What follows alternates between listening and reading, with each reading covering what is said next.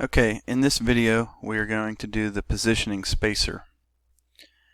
I'm going to start at the bottom and I'm going to start by drawing a circle. We can do center diameter. We're giving a diameter dimension of 1.25 inch and a quarter. I'll key that in.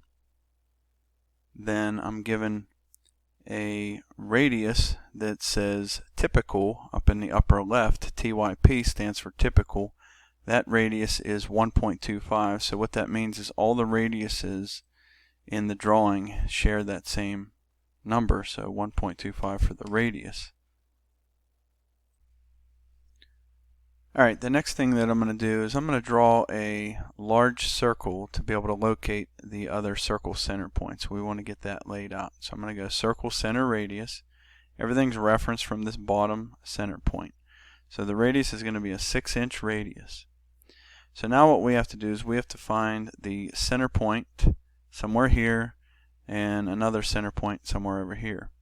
And how we find that is we have to draw a line on an angle from this straight up vertical 90 degree, and we got to go 45 degrees over this way, and then we have to go 30 degrees over that way. We're going to use polar tracking. Polar tracking is down here on your function bar. The first one we're going to do, we'll set it to 45 degrees, the polar tracking. Make sure it's turned on. When it's turned blue, it's on. Go to your line. We're going to snap a line from this center point. And just as a reference, we're going to go up at 90 degrees. Don't click or anything. Just go up and your cursor will lock in. And then move over to the left. And it'll lock in 135 degrees, which is 45 plus 90. So we're going to snap that intersection on that circle, and that is the center point of that circle. So the next thing we're going to do is draw another line, but we're going to move our polar tracking to 30 degrees.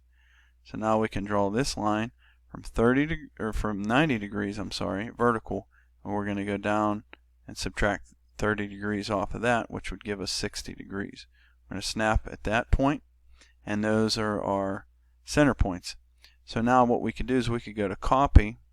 We could copy this large circle, since this is typical radius that's all around, that 1.25 typical radius. But I get another, the hole in these two points is the dimensions given over here, and it says 2x diameter 1. I get a lot of questions. What's that 2x mean? Well, the 2x is notation for this circle or this hole here with a center diameter of 1 inch. So there's one instance here, and then the second one is here. So 2x is two circles with the same 1 inch diameter. So they put the 2x1 just so that they don't have to repeat another diameter dimension on this side. Alright, so I'm going to delete my guidelines, and now I have the all of my center points all located. Now I can come in and put some arcs in. So to find this top arc, what we're going to do is we're going to take that 6-inch radius and we're going to add the radius of 1.25.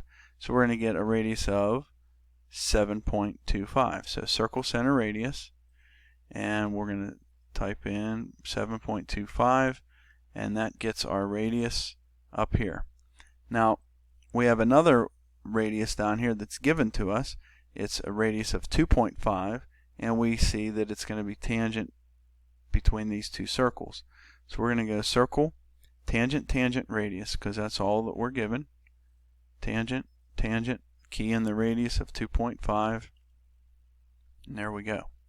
Now the third line here for the outline of this positioning spacer, this is just a straight line simply tangent to these two circles.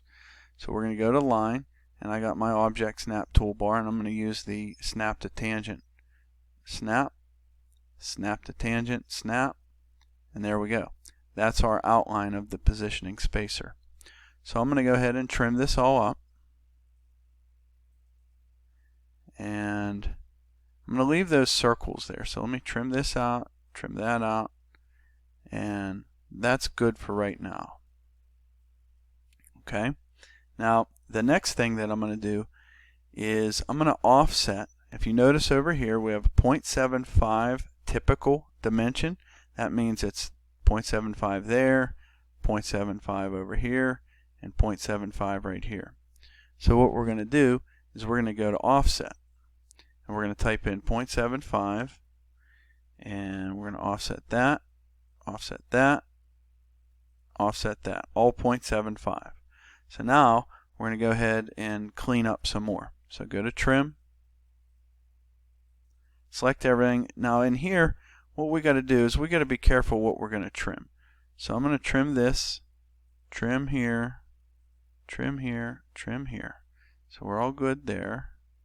So over here, just be careful on what you trim. Come down here. These little tails that are hanging, I'm going to trim those first.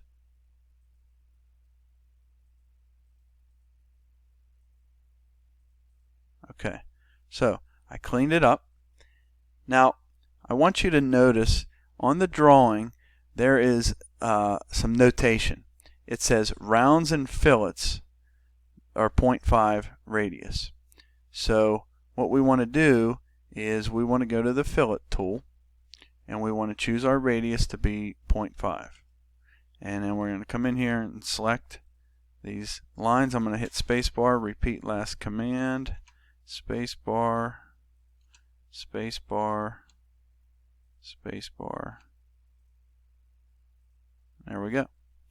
We have the positioning spacer, all rounds and fillets included. Okay. Now, next thing I'm going to do is I'm going to do an area calculation on this. But before I do that, I got to join everything together. So I'm going to select everything, just window the whole thing, type join, hit enter, and everything should be joined. If you look at your command line, it says 18 objects converted to 2 polylines.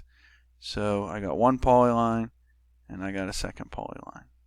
Okay, now we can go up and do an area calculation. Go to add area, object, always start on the outside, and then we have all of that on the inside, but we don't want all of that. So I'm going to hit enter, go subtract area object, choose that, choose that, choose that, choose that to subtract, and then you'll get your area calculation. So this is the positioning spacer. I would like you to save this and as a separate drawing, and then I'll set up another video on how to put this and scale it down and put it into our sheet layout. So thanks for watching this video.